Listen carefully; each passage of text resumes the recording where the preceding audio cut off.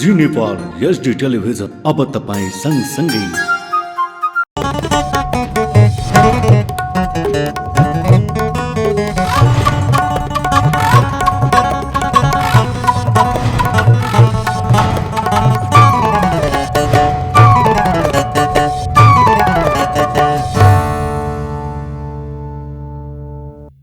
नमस्कार, जी नेपाल न्यूजमा स्वागत छ। म श्रेणा श्रेष्ठ। सुरु गरौँ प्रमुख समाचारका शीर्षकहरूबाट। प्रधानमन्त्रीको राजीनामा माग्ने एमालेको कदम असंसदीय भएको सत्तारूढ गठबन्धनको ठहर। प्रधानमन्त्रीले राजीनामा दिनु नपर्ने बैठकको निर्णय। प्रधानमन्त्रीको अभिव्यक्तिलाई तोडमोड गरेर अनावश्यक हल्ला फिजाइएको गृहमन्त्री श्रेष्ठको भनाई। संसद अवरुद्ध गर्नु संसदीय मान्यता विपरीत भएको उल्लेख। नेकपा एमालेका सांसदहरूले विरोध जनाएपछि आज पनि राष्ट्रिय सभाको बैठक अवरुद्ध। सभाको काम कारबाही अघि बढ्न नसक्ने सांसद भैरव सुन्दर श्रेष्ठको भनाई। मेक्सिकोमा भएको सडक दुर्घटनामा कम्तीमा 27 जनाको मृत्यु। घटनामा 1.5 दर्जनभन्दा बढी घाइते। र इङ्ल्यान्ड र स्पेन 21 वर्ष मुनिको युरो कप फुटबल च्याम्पियनसिपको फाइनलमा प्रवेश। प्रतियोगिताको फाइनल खेल यही शनिबार हुने। अब समाचार विस्तारमा। सत्तारूढ गठबन्धनले प्रधानमन्त्री पुष्पकमल दाहाल प्रचण्डको राजीनामा माग्ने प्रमुख प्रतिपक्षी दल एमालेको कदम असंसदीय भएको ठहर गरेको छ। बिहिबार बालुवाटार स्थित प्रधानमन्त्रीको सरकारी निवासमा बसेको सत्तारूढ गठबन्धनको बैठकले प्रधानमन्त्रीको राजीनामा माग्ने एमालेको कदम असंसदीय भएको ठहर गरेको हो। सो बैठकले प्रधानमन्त्री प्रचण्डले राजीनामा दिन नपर्ने निर्णय पनि गरेको छ। एक रिपोर्ट। सत्ता गठबन्धनले प्रधानमन्त्री प्रचण्डले राजीनामा दिनुपर्ने कुनै कारण नभएको निष्कर्ष निकालेको छ। प्रधानमन्त्री निवास बालुवाटारमा आज बसेको गठबन्धन बैठकले प्रधानमन्त्रीको आशयलाई गलत अर्थ लगाइएको भन्दै राजीनामा दिनुपर्ने कुनै कारण नभएको निष्कर्ष निकालेको हो। बैठकले आफ्नो अभिव्यक्तिका विषयमा सदनमा स्पष्ट कुरा राख्ने पनि निर्णय गरेको छ। बैठकपछि माओवादी केन्द्रका मुख्य सचेतक हितराज पाण्डेले प्रधानमन्त्री दाहालले संसदमा आफ्नो अभिव्यक्तिबारे सदनमा आफ्ना विषयवस्तु राख्ने समझदारी बनेको जानकारी दिए। उनले मिटर ब्याज पीडितलाई न्याय दिनका लागि सरकारले गरेको सुशासनको कामलाई रोक्ने प्रयास भएको भन्दै सरकारले दृढतापूर्वक काम गर्ने समझदारी बनेको पनि बताए। प्रधानमन्त्रीले संसदमा आफ्नो कुरा राख्ने वातावरण बनाउन प्रतिपक्षी तयार हुनुपर्ने उनले उल्लेख गरे। मिटर ब्याज पीडितलाई न्याय दिनका लागि तयार गरिएको ऐनलाई पुनः अघि बढाउन सदनमा छलफल हुने पनि उनले जानकारी दिए। पहिले विषयवस्तु त के भयो भने के भएको हो, सामान्य प्रधानमन्त्रीज्यूले के भन्नुपर्ने हो भन्ने कुरा संसदमा दिइसकेपछि अनि त्यो लिएर गएपछि न विषयवस्तु अगाडि बढ्ने हो। पुरै के हो भन्ने कुरा आउँदै नआइकन संसदीय अवरुद्ध गर्ने कुरा त सही होइन। र यो विषयवस्तुले जे कुरा लैजानुपर्ने थियो भएन। र हिजो मिटर ब्याज पीडितहरूको जो अध्यादेश थियो त्यो विषयवस्तु आयो, त्यो त विधेयक त त्यहाँ छँदैछ। त्यसका बारे अब फेरि संसदमा छलफल भएर त्यसलाई अगाडि बढाउने कुरा पनि भइहाल्छ भन्ने कुरा भएको के भएको थियो भन्ने विषयवस्तु नआइकन एउटा कहीँ भएको विषयवस्तुलाई एकैचोटि सदनमा ल्याएर राजीनामा गराउने कुरा जो भयो यो अनौठो कुराकानी भयो। यस कारणले यसका बारे प्रधानमन्त्रीज्यूले त्यहाँ विषय राख्ने, प्रधानमन्त्रीलाई बोल्न अब प्रधानमन्त्रीले पनि संसदमा बोल्न पाउँदैन भने यो कसले पाउने हो, कसरी पाउने हो भन्ने विषय। त्यस्तै एकीकृत समाजवादी पार्टीका उपाध्यक्ष राजेन्द्र पाण्डेले प्रधानमन्त्रीले राजीनामा दिनु नपर्ने निष्कर्ष र प्रधानमन्त्रीले संसदको फेस गर्ने निर्णय गरेको जानकारी दिए। कोशी प्रदेशको मुख्यमन्त्रीमा उद्धव थापालाई प्रस्ताव गर्नका लागि निर्देशन दिने निर्णय भएको पनि उनले बताए। एउटा विषय हामीले कोशी प्रदेशको मुख्यमन्त्रीमा उद्धव थापालाई निर्णय गरेका थियौँ केही दिन अगाडि। त्यसको बारेमा अलिअलि कन्फ्युजन पनि भयो हाम्रै गठबन्धनका दलहरूको बिचमा।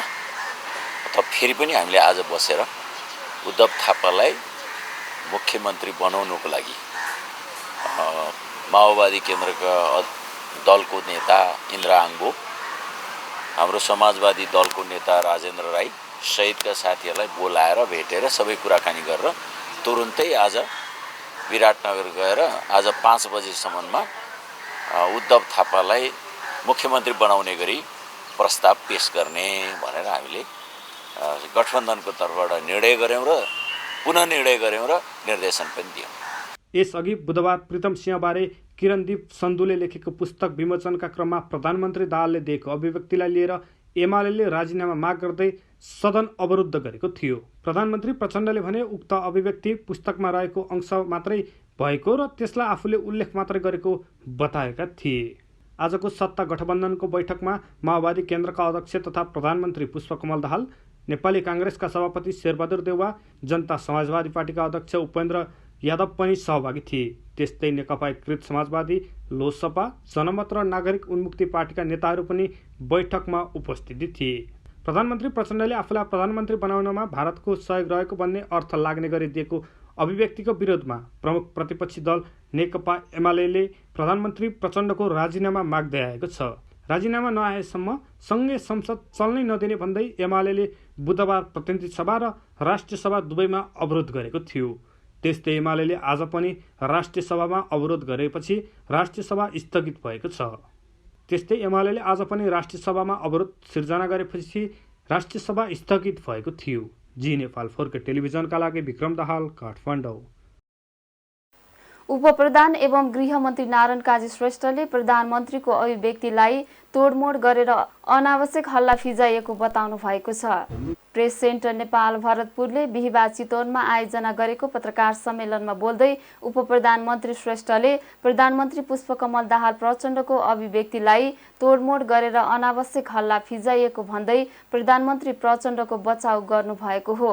बहुमतबाट निर्वाचित प्रधानमन्त्रीको राजीनामाको माग गरेर संसद अवरुद्ध गर्नु संसदीय मान्यताको विपरीत भएको उहाँको भनाइ छ। फरक प्रसङ्गमा उहाँले मिटर ब्याजी विरुद्धको अध्यादेश निष्क्रिय भए पनि पीडितलाई न्याय दिने काम नरोकिने बताउनुभयो। सरकारले गठन गरेको आयोग र जिल्लामा रहेको सहजीकरण समितिले आफ्नो कामलाई अघि बढाउने उहाँको भनाइ थियो। अध्यादेश निष्क्रिय हुने र विधेयक पारित नहुने स्थिति आउन नहुने उल्लेख गर्दै उहाँले पीडितलाई जुनसुकै अवस्थामा समेत न्याय दिने जिकिर गर्नुभयो। हाम्रो सम्माननीय प्रधानमन्त्रीले मैले यो नेपालको प्रधानमन्त्री हुन विदेशमा मान्छे पठाएको थिएँ, त्यसको सहयोगबाट म प्रधानमन्त्री भएको हुँ भनेर कहीँ भन्नुभएको छैन। उहाँले भन्नुहुन्न। अरू कुरा चाहिँ उहाँले नै स्पष्ट पार्नु। तान्त्रिक व्यवस्थामा प्रधानमन्त्रीको निर्वाचन संसदद्वारा संविधान अन्तर्गत भएको हुन्छ। त्यसकारणले संवैधानिक रूपमा कुनै विकल्प छ भने हामी स्वागतै गरिहाल्छौँ, होइन भने राजीनामालाई राजनीतिक रूपमा वा त्यस्तै प्रकारले स्टन्टबाजीको रूपमा बाहिर प्रचार गर्नु वा भाषण गर्दा बोल्नु एउटा कुरा हो। प्रधानमन्त्री जो बहुमतद्वारा निर्वाचित छ त्यस्तो प्रधानमन्त्रीको राजीनामाको माग गरेर संसद अवरुद्ध गर्नु यो संसदीय मान्यता विपरीतको कुरा हो। त्यसो गर्न मिल्दैन। म आशा गर्छु उहाँले यो कुरालाई महसुस गरेर त्यो संसदलाई सुचारू गर्न सहयोग गर्नु। यो संसदमा अहिले पनि जुन विधेयक विचाराधीन छ त्यसलाई अगाडि बढाएर कानुन बनाउने काम हामी गरि नै हाल्छौँ। खालि के पनि यो खालि 2-4 दिन भने पनि नहुनु पर्छ। एकातिर अध्यादेश चाहिँ निष्क्रिय हुने, अर्कोतिर विधेयक चाहिँ पारित नहुने स्थिति नआउनु पर्थ्यो। त्यसमा संसदले मुख्यतः यसलाई रोक्ने जुन जुन शक्तिहरू छ त्यो शक्तिहरूको बारेमा मैले थप केही भन्नु परेन। प्रश्न नै भइ नै सकेको छ कसले कसको पक्ष लिएको छ भन्ने कुरामा। तैपनि म सबैलाई के कुरा आश्वस्त पार्न चाहन्छु भने मिटर ब्याजी पीडितलाई न्याय दिने अभियान रोकिँदैन। सामन्ती शोषणको उत्पीडनको यो अवशेषलाई हर हालतमा अन्त्य गरिनेछ। यो अभियानलाई असफल पार्छु भनेर कसैले नसोचे हुन्छ। यसपटक यो अभियान सफल हुन्छ, पीडितले न्याय पाउँछ।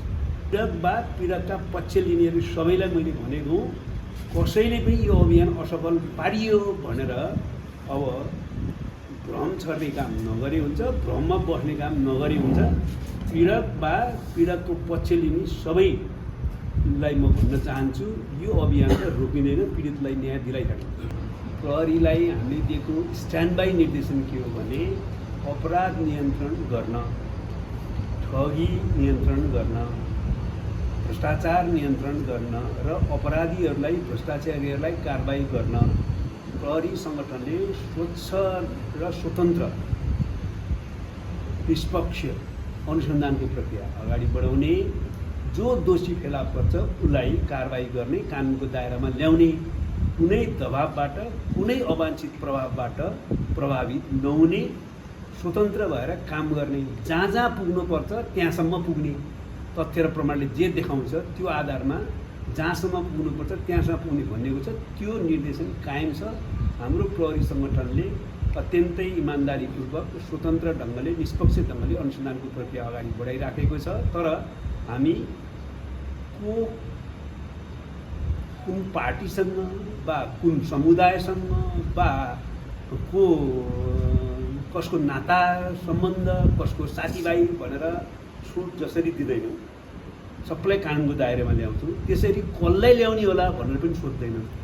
उहाँले भ्रष्टाचार नियन्त्रणका लागि सरकारले काम अघि बढाइरहेको तथा प्रहरीले अपराध अनुसन्धान र भ्रष्टाचार नियन्त्रणमा स्वतन्त्र ढङ्गले काम गरिरहेको दाबी समेत गर्नुभयो। प्रधानमन्त्री पुष्पकमल दाहाल प्रचण्डको अभिव्यक्तिलाई लिएर प्रमुख प्रतिपक्षी दल नेकपा एमालेका सांसदहरूले विरोध जनाएपछि बिहिबार पनि राष्ट्रिय सभाको बैठक अवरुद्ध भएको छ। आफूलाई प्रधानमन्त्री बनाउन व्यवसायी प्रीतम सिंह पटक पटक दिल्ली गएको प्रधानमन्त्रीको प्रचण्डको अभिव्यक्तिप्रति आपत्ति जनाउँदै एमाले सांसदहरूले उठेर विरोध जनाएपछि राष्ट्रिय सभा अवरुद्ध भएको हो। बैठकको सुरुमै एमाले सांसद भैरव सुन्दर श्रेष्ठले मुलुकको सार्वभौमिकता र स्वाधीनता विरुद्ध अभिव्यक्ति दिएका कारण प्रधानमन्त्रीले राजीनामा दिनुपर्ने बताउनुभयो। उहाँले प्रधानमन्त्रीका कारण नेपालीको शिर निहुरेको भन्दै अहिलेको अवस्थामा सभाको काम कारबाही अघि बढ्न नसक्ने जिकिर गर्नुभयो। सम्माननीय प्रधानमन्त्रीज्यूले राखेका कुराहरू मलाई प्रधानमन्त्री बनाउने सिलसिलामाथि प्रीतम सिंहजीले निकै ठुलो मेहनत गर्नुभएको थियो। त्यो मेहनतसँगै दिल्लीमा धेरै पटक धाउनु भएको थियो र नेपालका केही नेता र पार्टीहरूलाई पनि उहाँले संवाद गराउनु भएको थियो भनेर त्यसरी उहाँले नेपालको स्वाभिमान, नेपालको राष्ट्रियता, नेपालको सार्वभौमिकता र राष्ट्रिय स्वाधीनता समेतलाई आँच पुग्ने गरी जुन कुरा राख्नुभएको छ त्यो त्यसप्रति आज सारा नेपालीहरू हामी दुखी चाहिँ छौँ। र सामाजिक सञ्जालमा हेर्ने भने हाम्रो देशको प्रधानमन्त्री नेपालको सार्वभौम सत्ता सम्पन्न सदनले बनाउने प्रधानमन्त्री दिल्लीको निर्देशनमाथि र दिल्लीको आदेश र निर्देशनमाथि बन्द रहेछ भन्ने खालको कुराहरू भएको छ र यसले हामी सबै नेपालीहरूको स्वाभिमान चाहिँ गिरेको चाहिँ छ। सहभागी भएर कार्यक्रममाथि अगाडि बढेका थियौँ, सदनमाथि आफ्नो कुरा राखेका थियौँ र त्यो देशको यो कुराभन्दा पनि देशको हित अनुकूल हुने गरी बोल्नुपर्ने माथि देशको अहित हुने गरी, सार्वभौम सत्ताको अपमान हुने गरी, स्वाधीन राष्ट्रको अपमान हुने गरी हाम्रो देशको प्रधानमन्त्री कुन देशबाट निर्देशित हुनुहुन्छ, कसबाट परिचालित हुनुहुन्छ, कोबाट उहाँ चाहिँ निर्देशित भएर चल्नु भएको छ, यो हामीलाई दुःखको कुरा चाहिँ हो। यही सन्दर्भमा आफूलाई पटक पटक प्रधानमन्त्री बन्नका निम्ति भारतको निर्देशन चाहिन्छ, भारतको चाहिँ अब यो सल्लाह सुझाव चाहिन्छ भन्ने ढङ्गले मेरो निम्ति धेरै पटक धाउनु भएको भनेर प्रीतम सिंहको हवाला दिएर उहाँले पटक पटक भन्नुभएको छ। अस्ति पनि 18 गते पनि भन्नुभएको छ, त्यसलाई सच्याउने क्रममा हिजो 19 गते भन्नुभएको छ, आज पनि उहाँले बोल्नु भएको छ। यसले गर्दाखेरि यस्तो प्रधानमन्त्री देशको निम्ति प्रधानमन्त्रीको कुर्सीमा बस्न लायकको हुनुहुन्न, उहाँले तत्काल राजीनामा दिएर मार्ग प्रशस्त गर्नुपर्छ भन्ने कुरा नेकपा एमालेको संसदको तर्फबाट मैले आफ्नो धारणा राखिरहेको छु। म यही कुरा जानकारी गराउँदै यो सदनलाई कामलाई अगाडि नबढाइयोस् यही भन्न चाहन्छु। धन्यवाद। एमाले सांसदको विरोधपछि राष्ट्रिय सभा अध्यक्ष गणेश प्रसाद तिमल सिन्हाले प्रधानमन्त्रीलाई सभामा आएर जवाफ दिने वातावरण बनाउन आग्रह गर्नुभएको थियो। माननीयज्यूहरू उभिएर मात्रै समस्याको समाधान हुँदैन होला, यसकारण प्रधानमन्त्रीज्यूलाई यो सदनमा उपस्थित गराएर उहाँको भनाइ के थियो, उहाँका भनाइ सुन्ने वातावरण बनाऊ, त्यसपछि अगाडि बढ्न अझ राम्रो होला।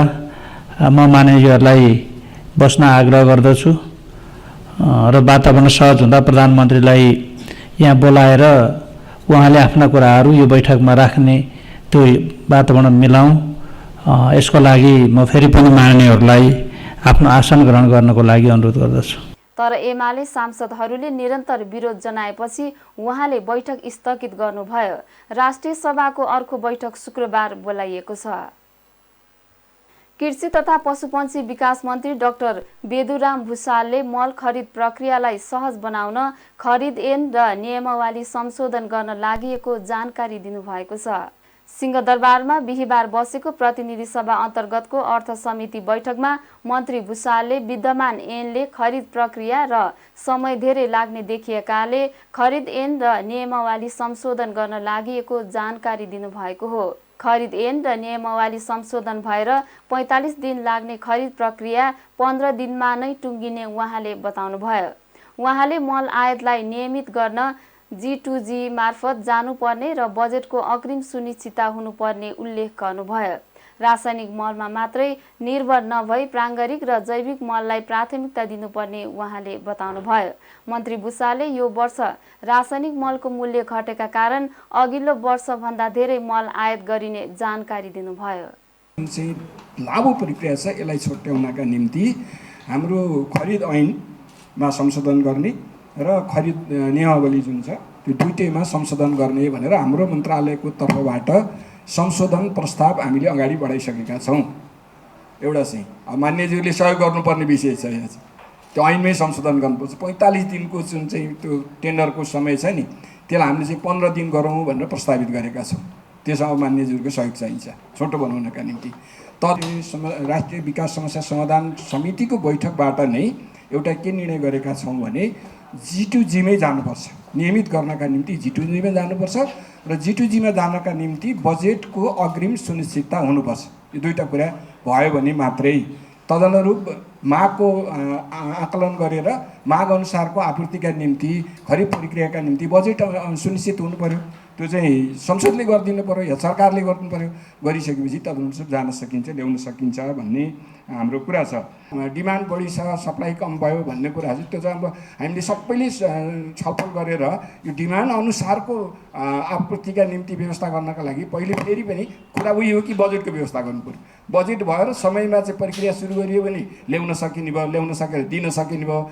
बजेट व्यवस्था गर्न सकेनौँ भने ल्याउन सकिँदैन, त्यसले गर्दाखेरि दिन सकिँदैन। तर अहिलेको हाम्रो चाहिँ औपचारिक रूपमा आएको डिमान्ड भनेको 5 लाख प्लसकै हो। अहिले चाहिँ यो वर्ष हामीले त्यही भएर 5,20,000 मेट्रिक टन ल्याउने भनिकन गरेका छौँ। अहिले चाहिँ मूल्य घटेको हुनाले पोहोर सालको भन्दा अहिले मूल्य घटेर आएको छ।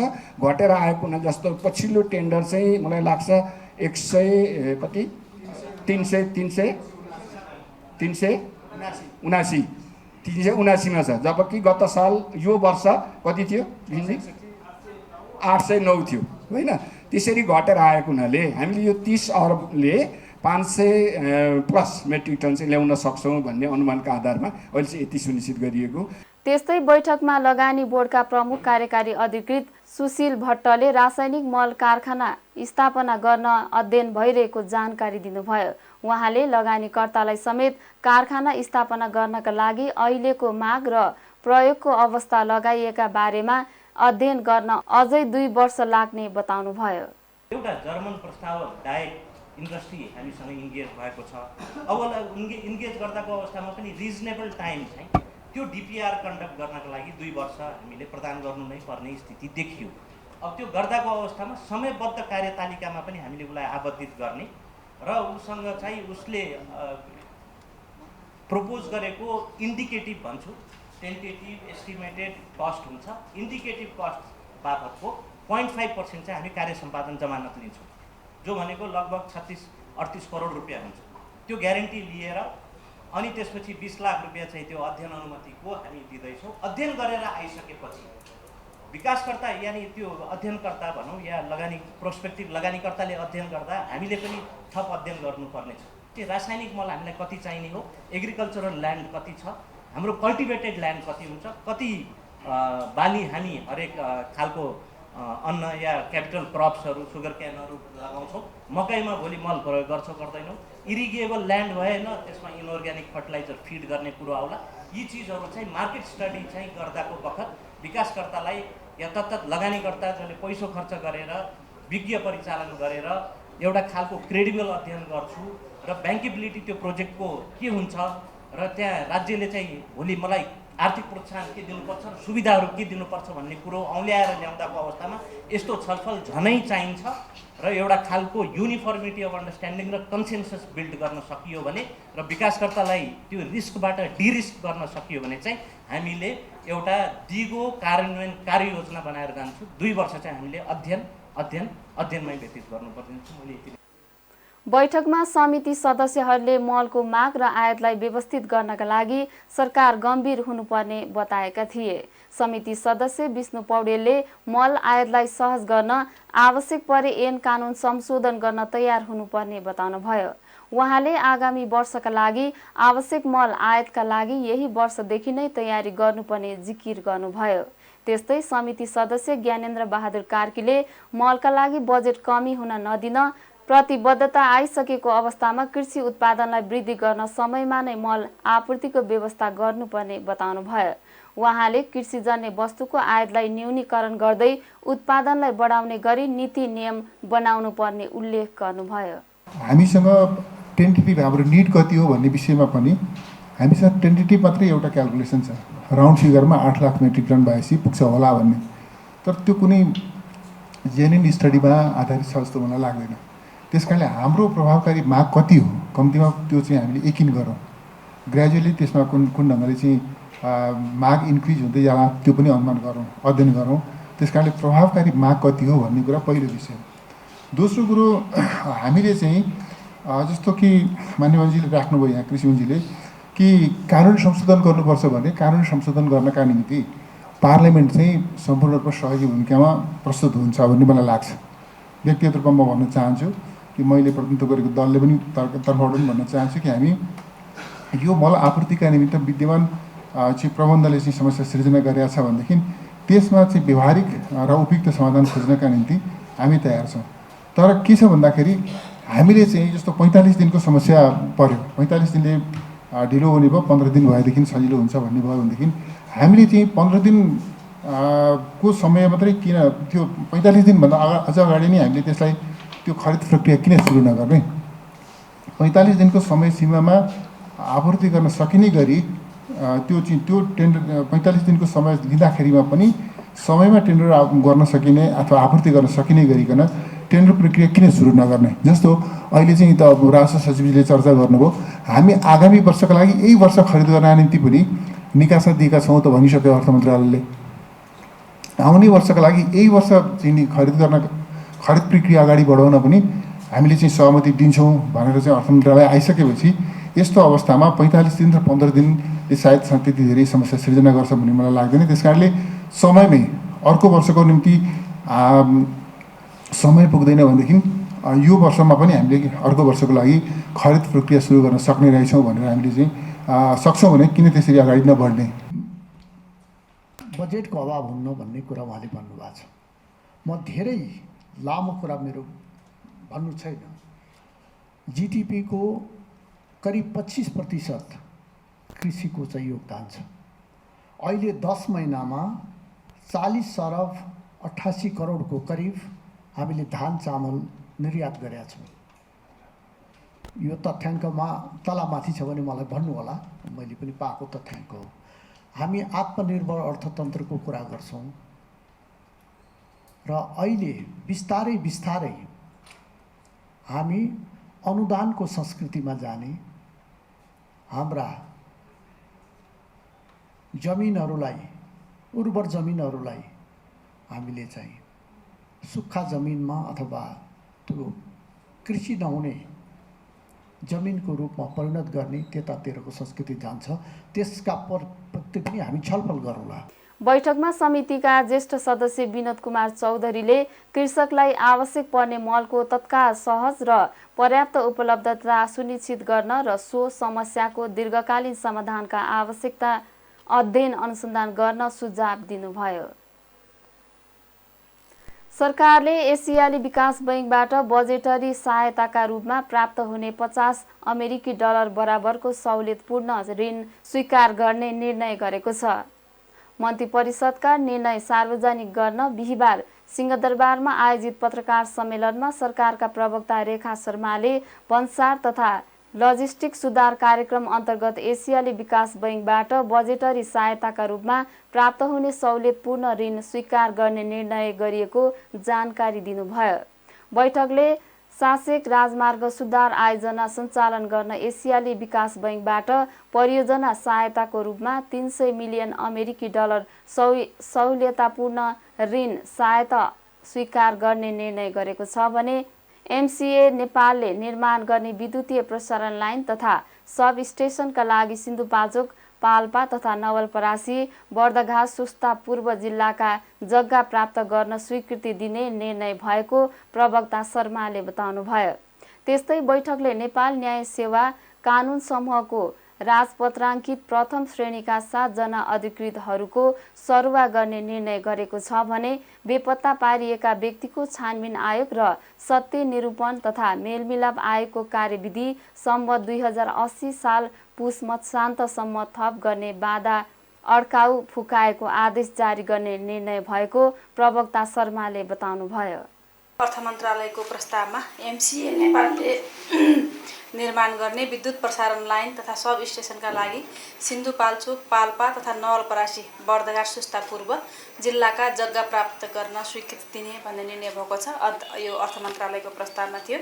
त्यसै गरेर अर्थ मन्त्रालयको अर्को प्रस्तावमा भएको निर्णय छ भन्सार तथा लजिस्टिक सुधार कार्यक्रम अन्तर्गत एसियाली विकास बैंकबाट बजेटरी सहायताको रूपमा प्राप्त हुने 50 मिलियन अमेरिकी डलर बराबरको सहुलियतपूर्ण ऋण स्वीकार गर्ने भन्ने पनि निर्णय भएको छ।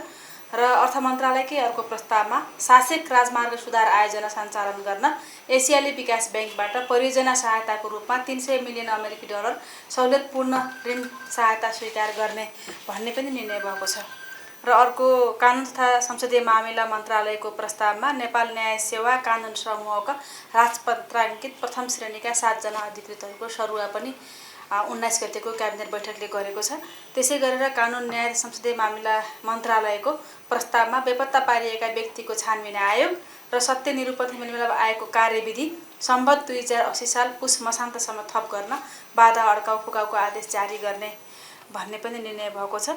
र भौतिक पूर्वाधार तथा यातायात मन्त्रालयको प्रस्तावमा पुष्पलाल मध्य पहाडी राजमार्ग आयोजना अन्तर्गत सडक सीमाभित्र पर्ने कास्की जिल्लाको रूढीखोला भैँसी सडक खण्डका घर टहराहरू हटाउन स्वीकृति दिने भन्ने निर्णय भएको छ।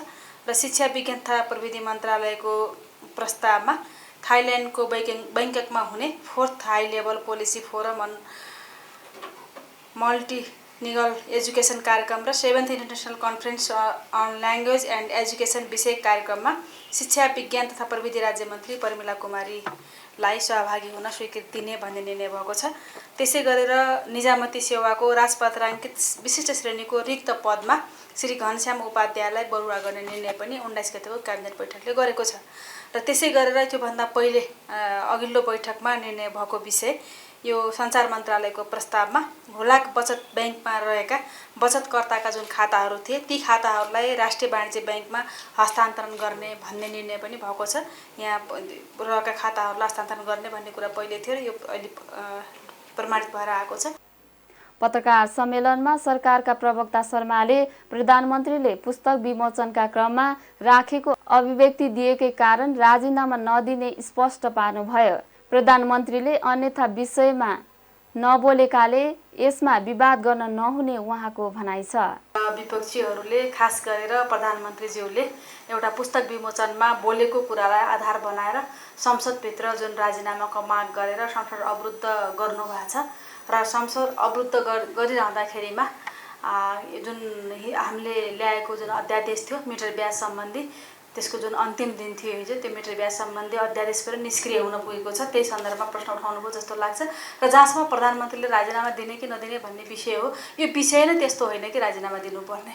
एउटा उसमा कार्यक्रममा गएर बोलेको विषयलाई आधार बनाएर प्रधानमन्त्रीज्यूले त्यहाँ त्यस्तो अन्यथा विषय लाग्नु बोलेको कुरा पनि हामीलाई त्यस्तो लाग्दैन र प्रधानमन्त्रीज्यूले विभिन्न ढङ्गले प्रधानमन्त्री बनाउन लाग्नुभएको भन्ने कुरा त्यो पनि धेरै पहिलेको विषयमा उहाँलाई उल्लेख गर्नुभएको हो। जो व्यक्ति उहाँ आजका दिनसम्म आइसक्दाखेरिमा त्यो सम्बन्धित व्यक्तिले जसरी मिडियामा बोलिसक्नु भएको छ त्यो विषय पनि बेकार यो उठाउनु पर्ने विषय होइन भन्ने नै प्रमाणित भएको छ। त्यसकारण यो विषयले प्रधानमन्त्रीको राजीनामा भन्ने कुरा त सोच्न सकिने विषय पनि होइन, राजीनामा दिनुहुन्न। प्रवक्ता शर्माले संसद अवरुद्ध हुँदा मिटर ब्याज सम्बन्धी अध्यादेश नै निष्क्रिय हुन पुगेको जिकिर गर्नुभयो। गुडिरहेको बसमा करेन्ट प्रवाह हुँदा सल्यानमा 2 जनाको मृत्यु भएको छ। करेन्ट लागेर मृत्यु हुनेहरूमा रोल्पाको गंगादेव गाउँपालिका 4 का अन्दाजी 70 वर्षीय बलराम डाँगी र उनका छोरा अन्दाजी 40 वर्षका टोपलाल डाँगी रहेको जिल्ला प्रहरी कार्यालय सल्यानका प्रवक्ता डीएसपी गोपाल श्रेष्ठले जानकारी दिनुभयो। राति लोकमार्ग अन्तर्गत दाङ सल्यान सडक खण्डको कपुरकोट 3 चोरखोला नजिक उत्रिएको विद्युतीय तारले रा 1 ख 834 नम्बरको बसलाई छुँदा करेन्ट प्रवाह भएको थियो। बसभित्र करेन्ट प्रवाह हुँदा 2 जनाको घटनास्थलमा मृत्यु भएको जिल्ला प्रहरी कार्यालय सल्यानले जनाएको छ। उक्त घटनामा बस थनी सल्यान क्षेत्रेसी गाउँपालिका 6 का अन्दाजी वर्ष 35 का महेन्द्र ओली गम्भीर घाइते भएका छन्। गम्भीर घाइते ओलीलाई उपचारका लागि दाङ पठाइएको घटनास्थलमा रहेका कपुरकोट गाउँपालिकाका उपाध्यक्ष प्रकाश भण्डारीले जानकारी दिनुभयो। राष्ट्रिय परीक्षा बोर्डले माध्यमिक शिक्षा परीक्षा एसईई को परीक्षाफल प्रकाशित गरेको छ। भक्तपुर स्थित कार्यालयमा बिहीबार बसेको बोर्डको बैठकले परीक्षाफल प्रकाशित गरेको हो। बोर्डले यस वर्ष अन्तिम पटकका लागि 2072 सालको पद्धति अनुसार नै सैद्धान्तिक र प्रयोगात्मकको अङ्क जोडेर परीक्षाफल प्रकाशित गरेको छ। प्रकाशित नतिजा अनुसार 22,475 जना विद्यार्थीले 3.60 देखि 4 सम्म जीपीए ल्याएका छन्।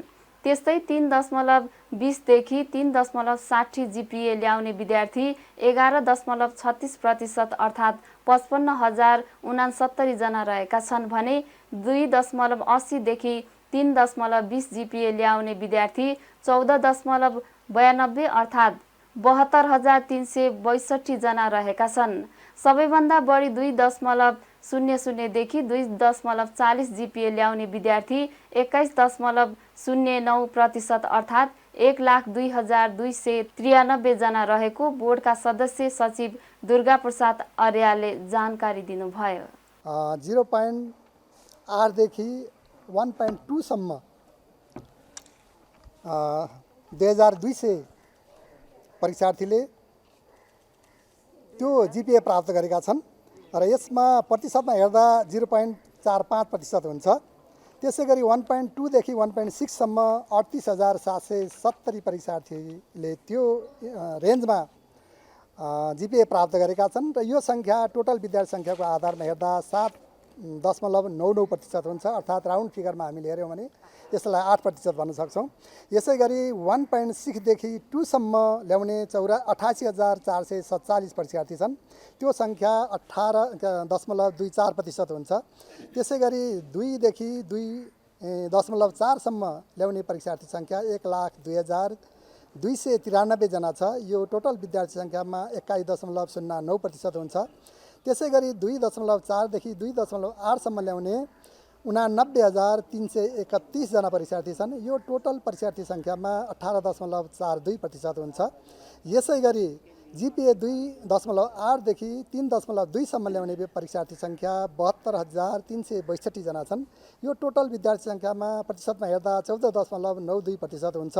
यसै गरी जीपीए 3.2 देखि 3.6 सम्म ल्याउने परीक्षार्थी सङ्ख्या 55,069 जना छन्। त्यो टोटल विद्यार्थी सङ्ख्यामा हामी हेर्दाखेरि 11.36% हुन्छ।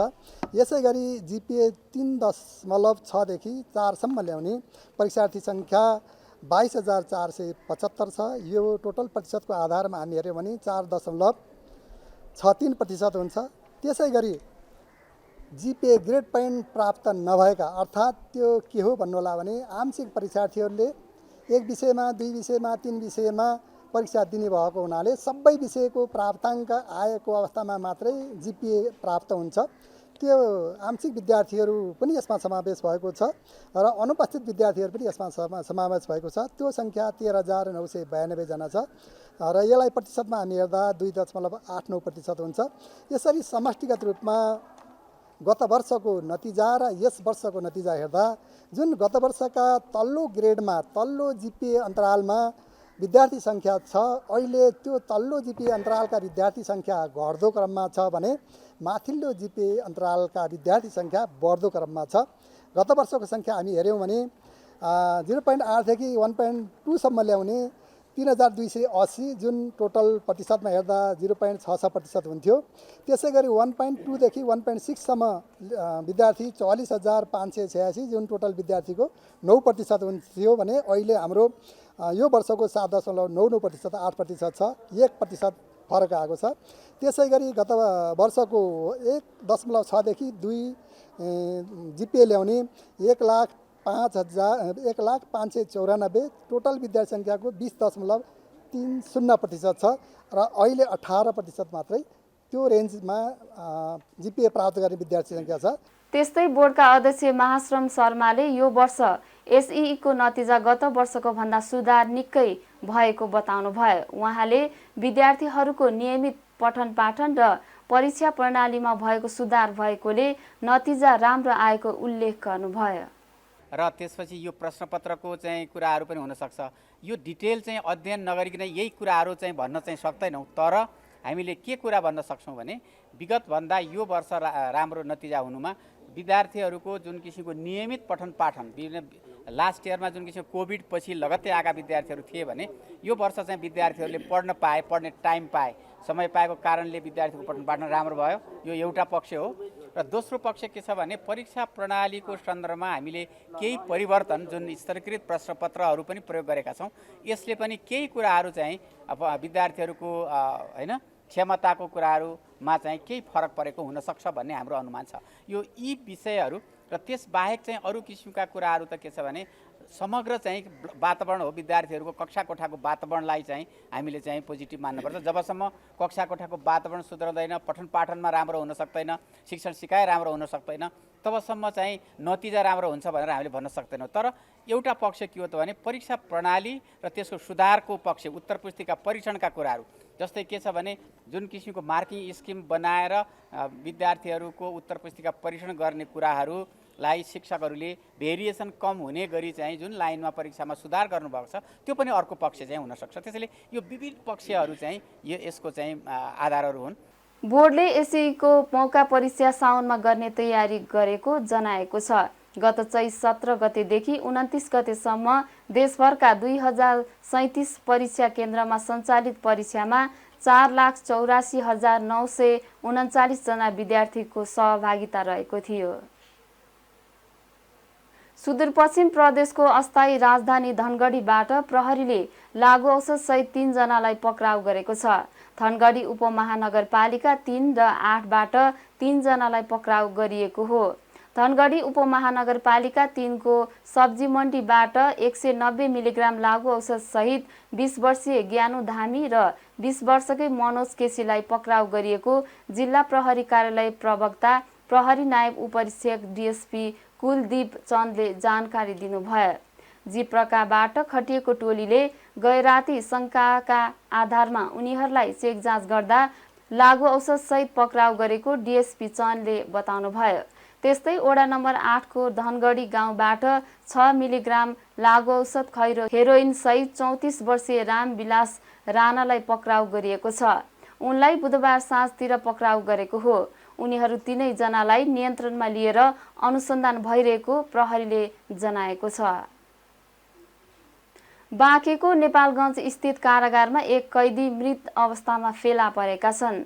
जानकी गाउँपालिका 6 का 23 वर्षीय निरज गुप्ता आज बिहान शौचालयमा झुन्डिएको अवस्थामा फेला परेको बाँकेका प्रमुख जिल्ला अधिकारी विपिन आचार्यले जानकारी दिनुभयो।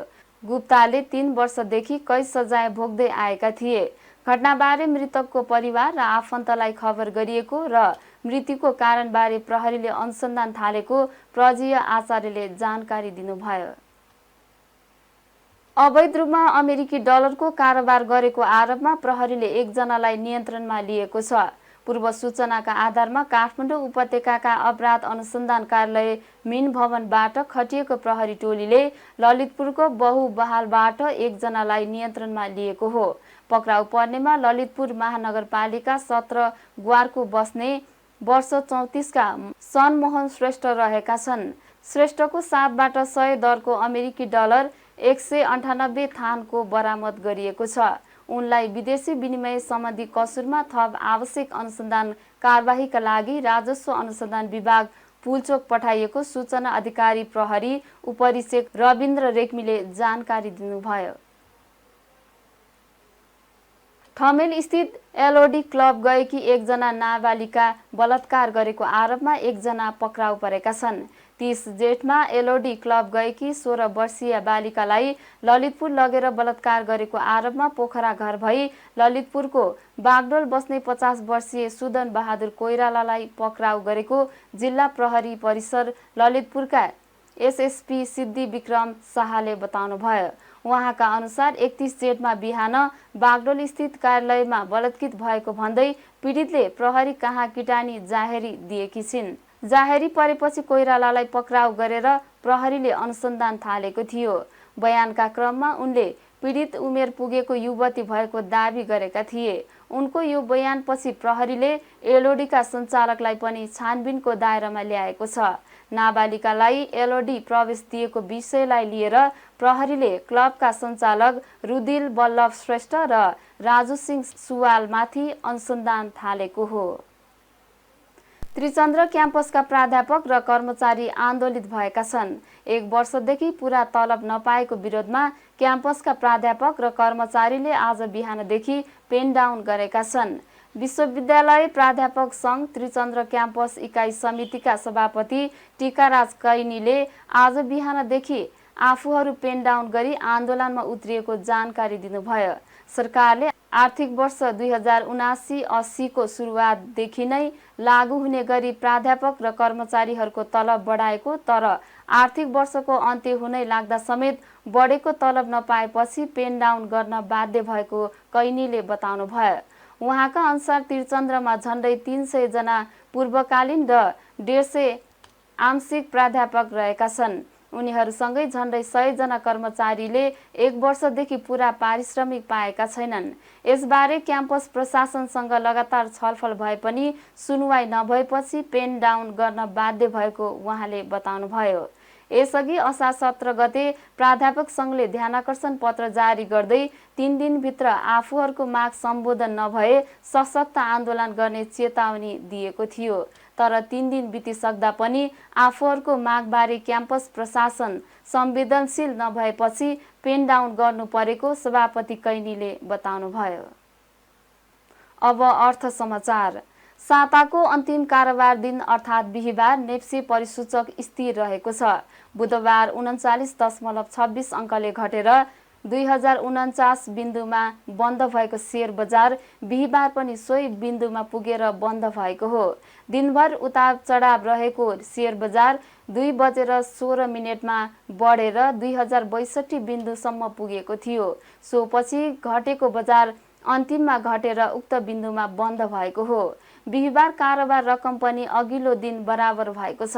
गत कारोबार दिन 3,37,39,92,162 रुपैयाँको सेयर कारोबार भएकोमा यस दिन उक्त रकम 3,07,74,98,315 रुपैयाँ पुगेको छ।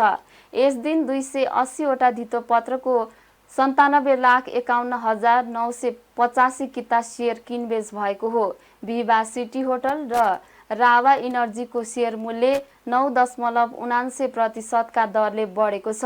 सिटी होटलको सेयर मूल्य 677 रुपैयाँ 10 पैसा पुगेको छ। यस्तै रावा इनर्जीको प्रति किता मूल्य 301 रुपैयाँ 60 पैसा पुगेको छ। सेयर मूल्य सर्वाधिक घट्नेमा मोदी इनर्जी रहेको छ। उक्त कम्पनीको सेयर 10% घटेर प्रति किता मूल्य 218 रुपैयाँ 70 पैसामा सीमित भएको छ। त्यस्तै अरुणा भ्याली हाइड्रो पावरको सेयर मूल्य 5.67% घटेको छ। उक्त कम्पनीको प्रति किता मूल्य 253 रुपैयाँमा झरेको छ। बिहिबार शिवम सिमेन्टको सर्वाधिक कारोबार भएको छ।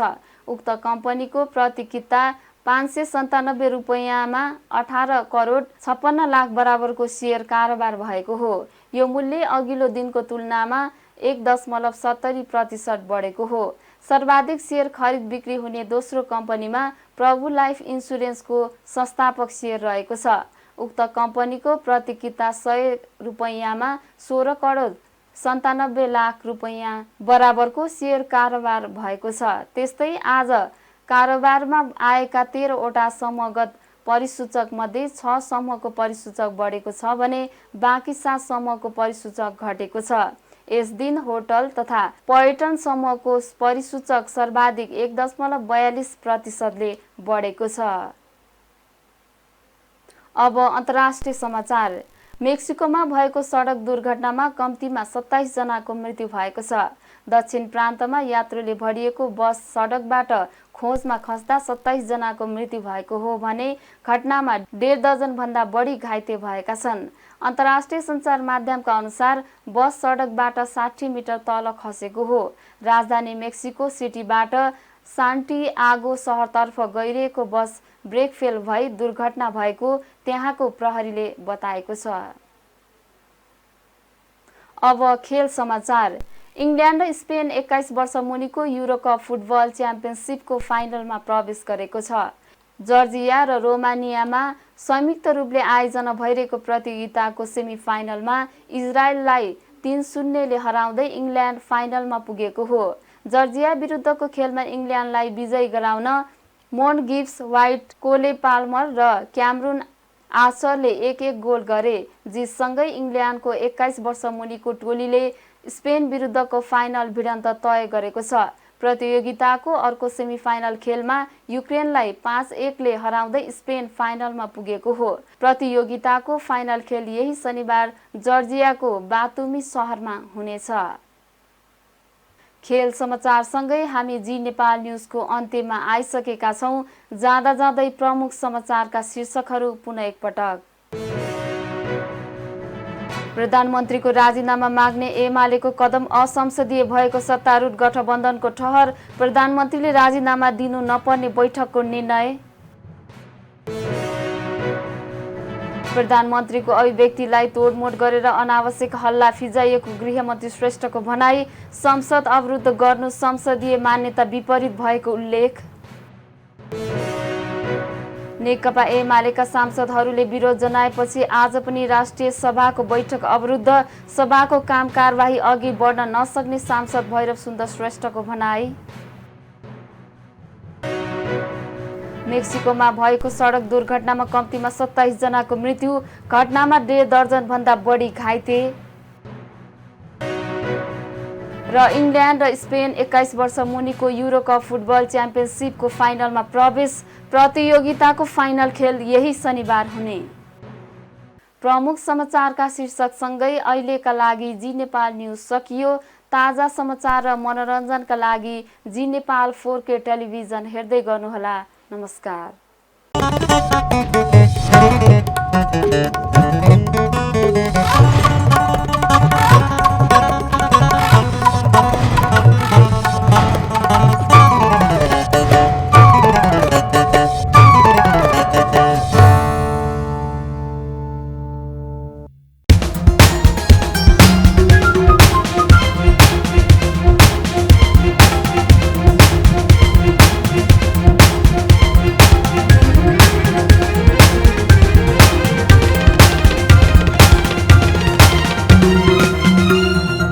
जी नेपाल HD टेलिभिजन अब तपाईं सँगसँगै